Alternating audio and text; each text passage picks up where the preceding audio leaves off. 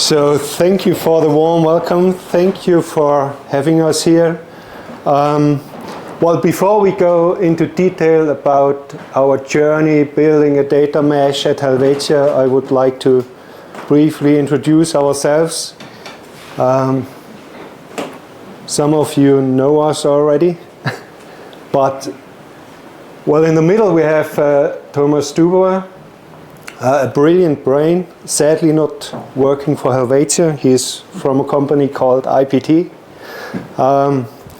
He does not only have great ideas, he's also able to implement things, so this is really important for us. On the left-hand side, you see Johannes Mangold, my workmate at Helvetia, and myself on the right side. So we both work at Helvetia since 2018, and it's also important for us to spend a lot of time with engineering, so we do hands-on on the projects because we want to keep in touch with technology we propose for others. So now, as you can see by the buzzwords on this slide, so these are all topics we have to deal with every day in our work, and you may recognize that there's no data mesh on it. And the answer of why, it's quite simple, because this slide is quite old. And in the beginning, data mesh wasn't really a focused topic for us. But so how did all start then? And so we have to go back in the year 2018, and we got the order to modernize our customer-facing applications, which mainly are web applications.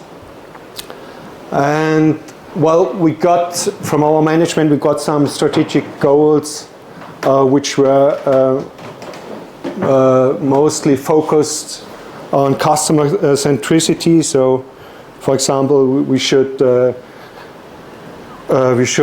build up a great user experience, whatever that means. And we should be able to support the omni-channel approach. So, but, well, at that time, you must imagine we weren't even able to fulfill the simplest non-functional requirement. So, for example, we weren't able to ensure that a business service is available 24/7 a week.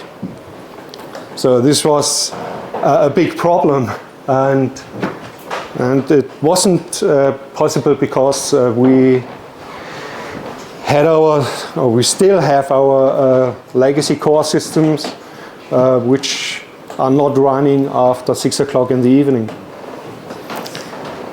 So we realized we needed a new architecture style, and we want to be decoupled from our legacy systems. And we also wanted to be responsive. We wanted to have fast response. We wanted to have a response within a second. We even don't want to see a spinner on our website. And this sounds simple, but in fact it's not. And we also wanted to be resilient. So that means even if a third-party service is not available, the application should still be stable and should be functional, you know. So, and even if a service crashes in the service chain, not the whole application should crash. So, and of course you wanted to be scalable. We heard about the cloud native concepts, and we wanted to be stateless. We want to scale by the demand of the resources. So, and last but not least, and I think this is the most important thing for us, we wanted to be notified when data changes in a specific business domain. And when you think about that, you have to think about message-driven systems, you have to think about asynchronous communications, and you have to think about to be reactive. And this is really a big paradigm shift in your architecture style. And when I speak about it, it's maybe you noticed that I speak about the reactive manifesto. So when we decided for our new software architecture, and we decided to choose an event-driven microservice architecture, it's all based on the fundamentals of the reactive manifesto.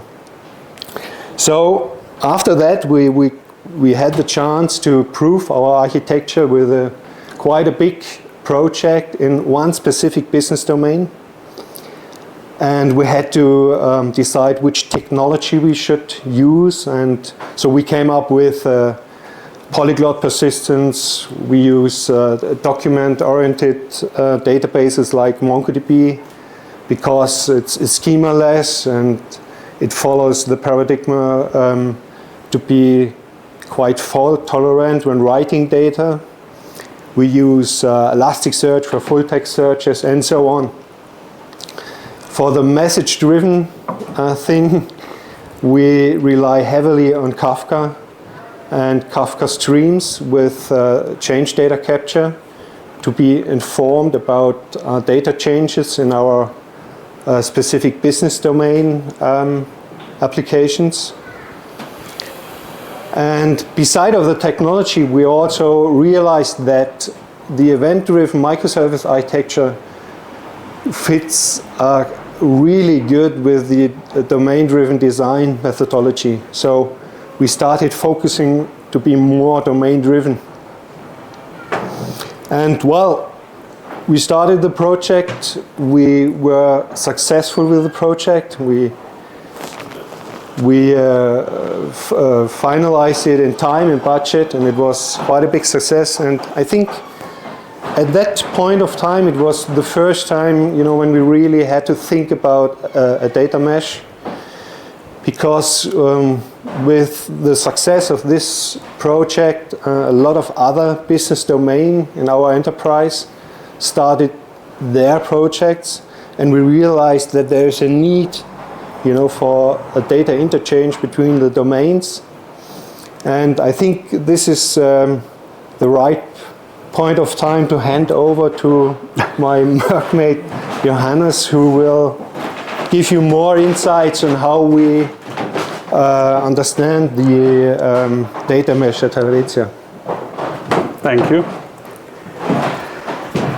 As Daniel told us, we started a new era, a new journey, how we develop applications at Helvetia.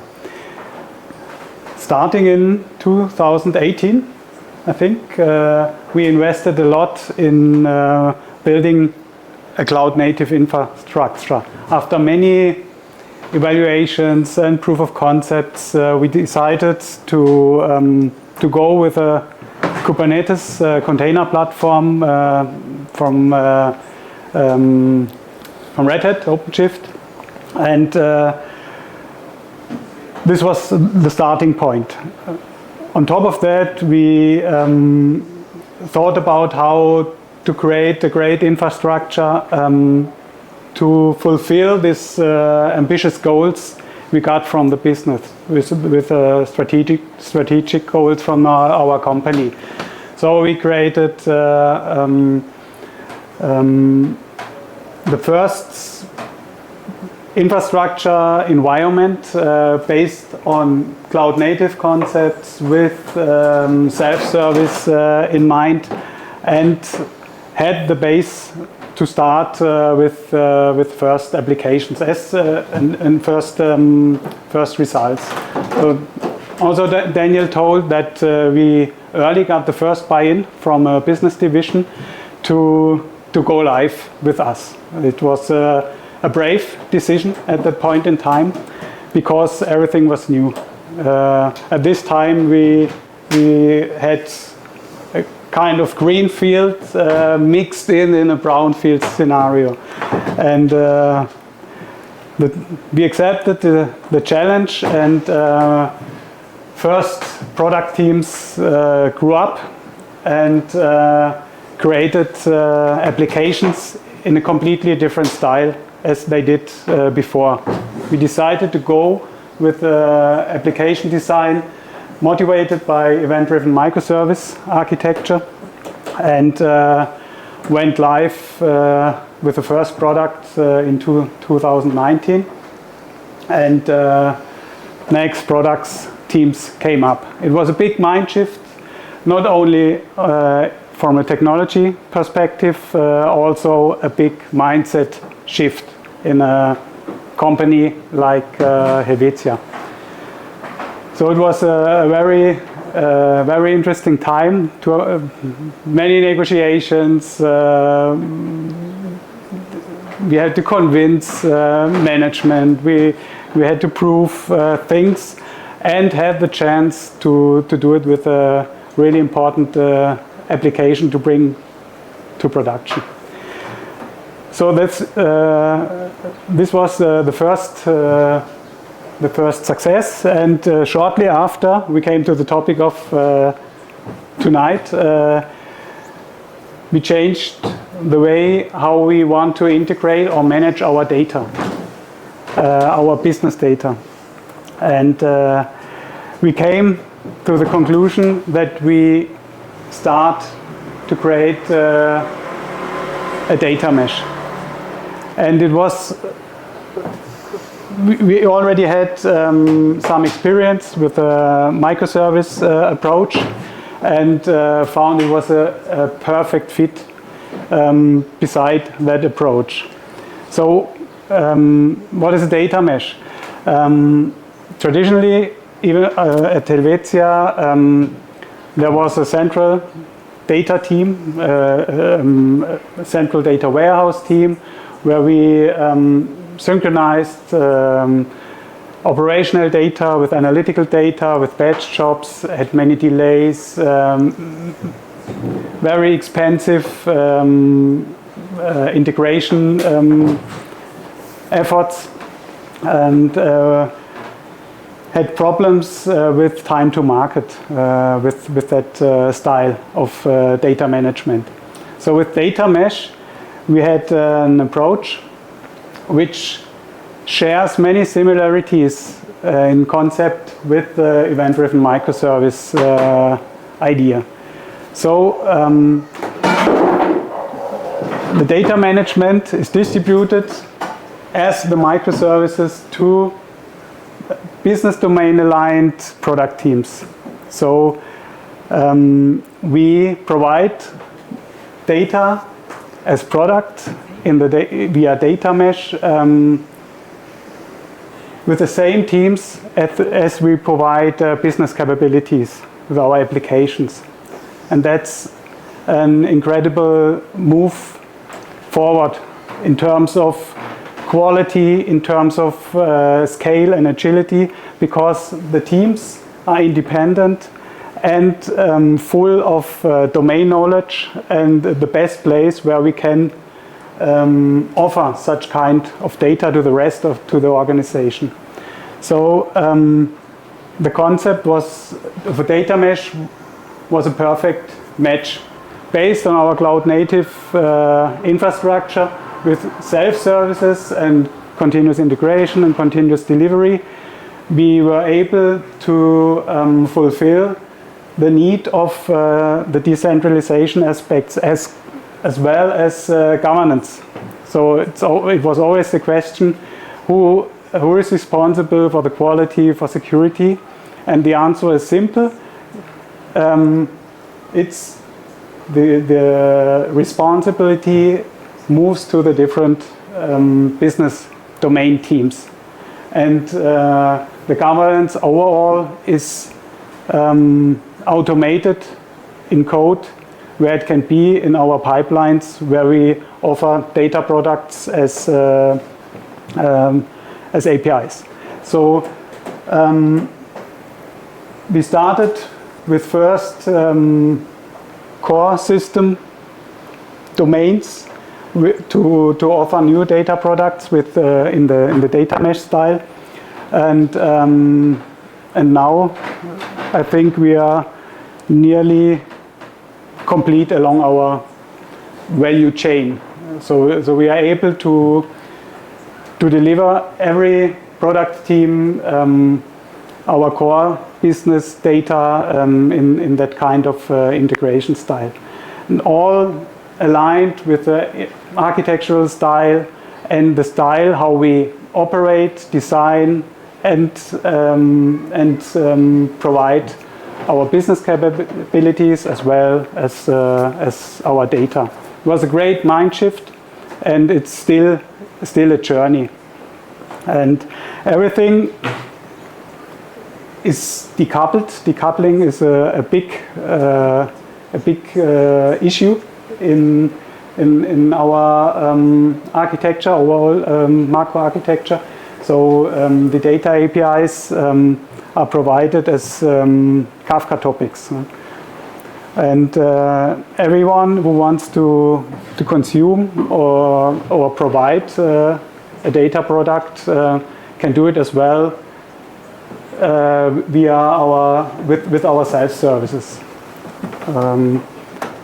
Thomas will show us some more details about that, how that works, together with a federated, automated governance.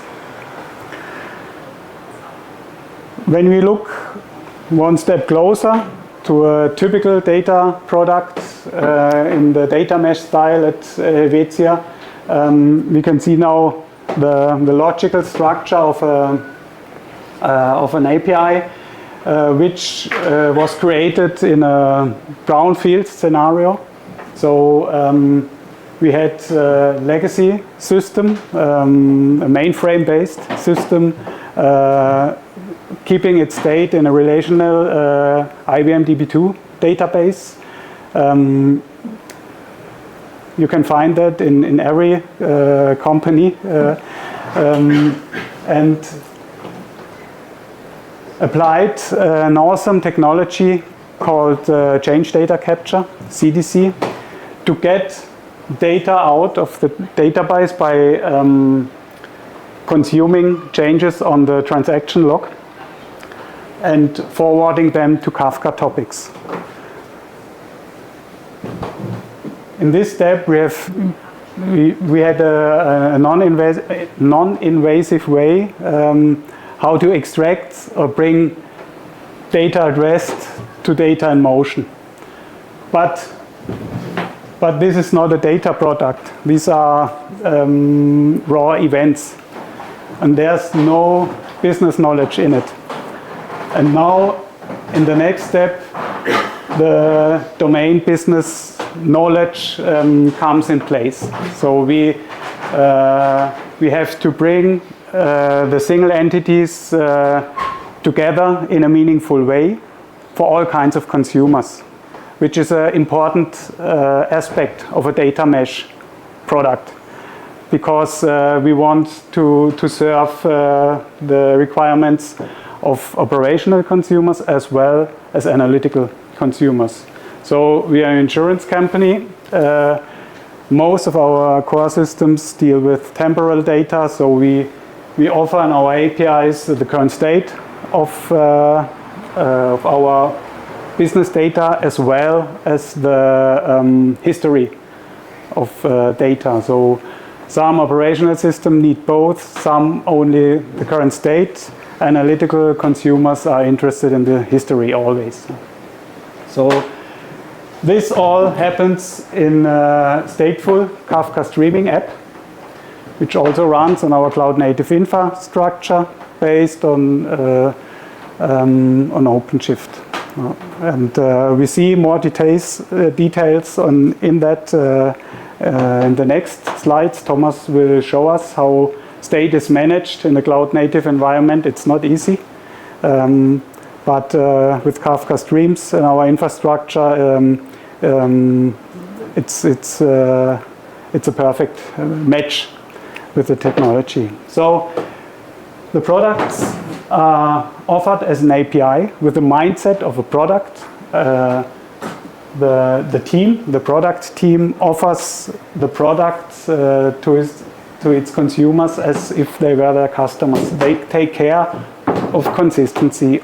They take care that data is understandable, easy to consume, and and they help consumers to engage via self-services. The product team also provides strict models via schemas for the API, which we manage in a schema registry, which is a concept you often find in Kafka, the Confluent Schema Registry, which allows us to evolve schemas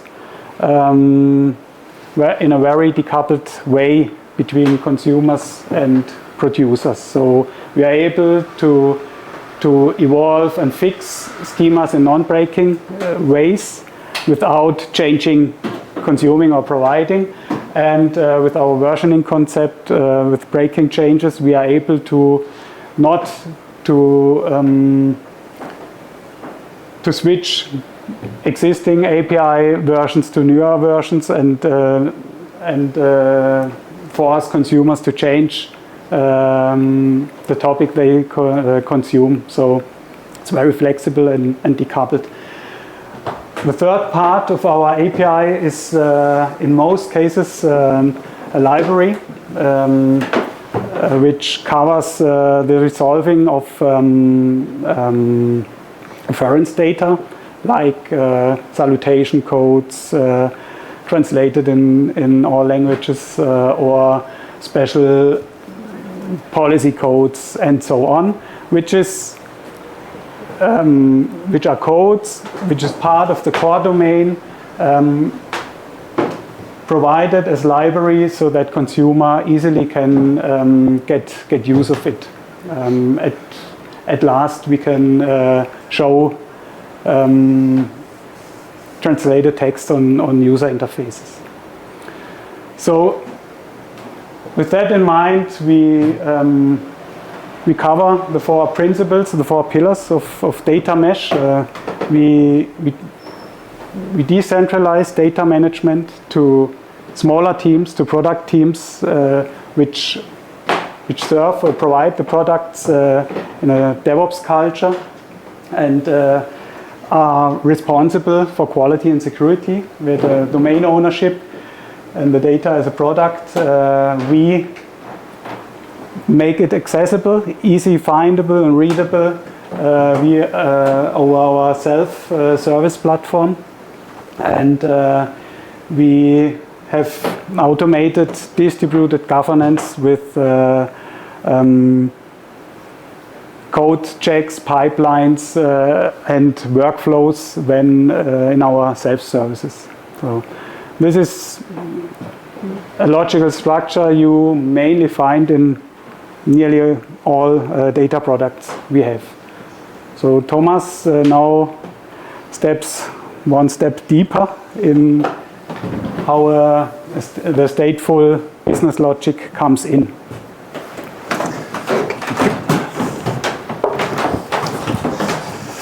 Okay, so we have seen this box with Kafka Streams, and if we drill down a little bit, we actually see something like here on the picture.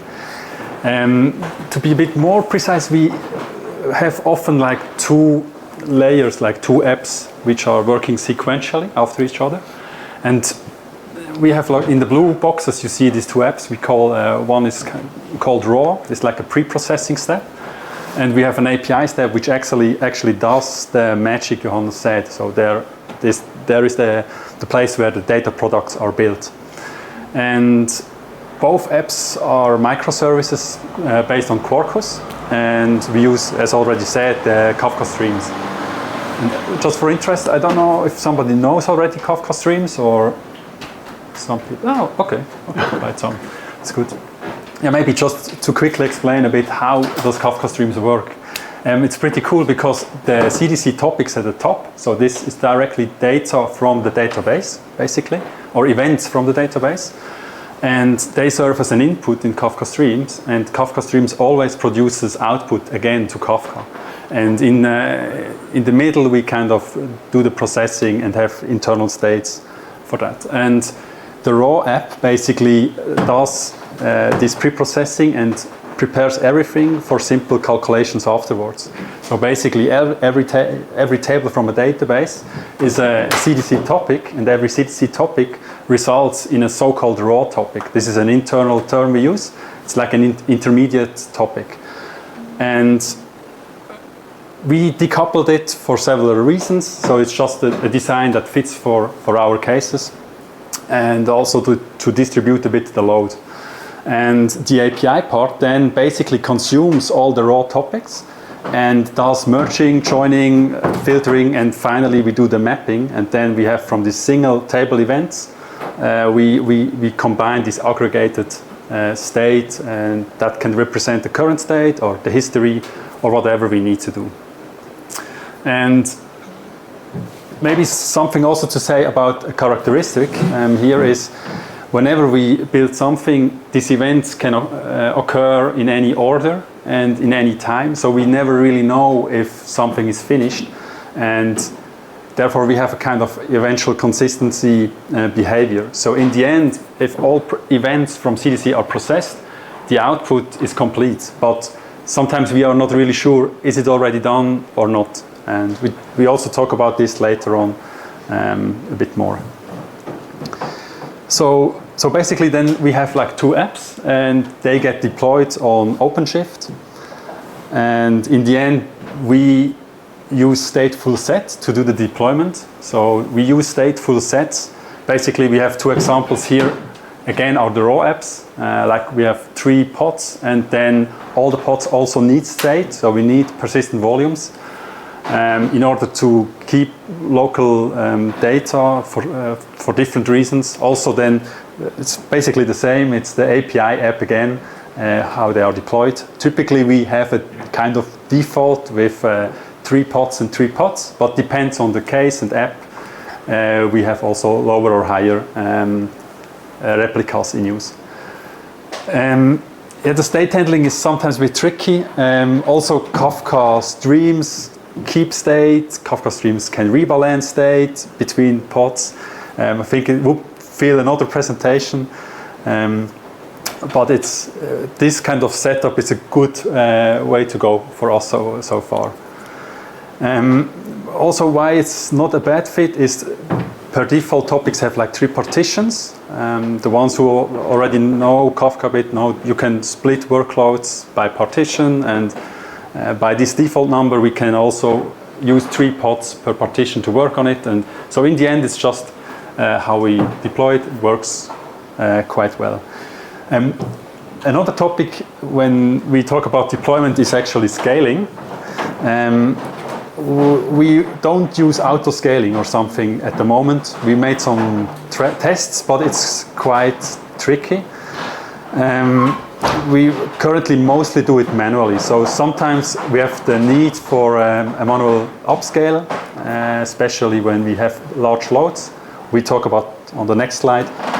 But it's sometimes can be tricky also if you scale down, then we have too many state that, for example, if you reduce the workload from 3 pods to 1 pod, the 1 pod will take over all the work from the other 2 pods, and you might run into the situation that the disk is full or something similar.